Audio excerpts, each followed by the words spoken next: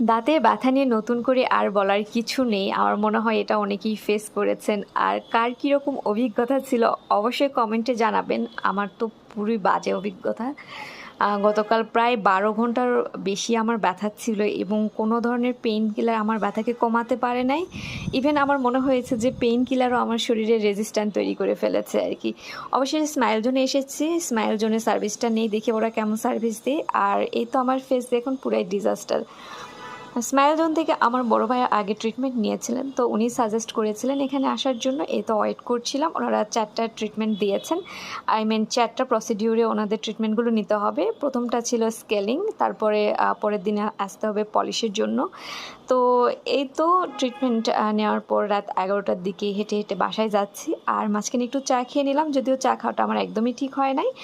আপনারা সবাই দাঁতের যত্ন নেবেন, সুস্থ থাকবেন, ভালো থাকবেন। আল্লাহ হাফেজ।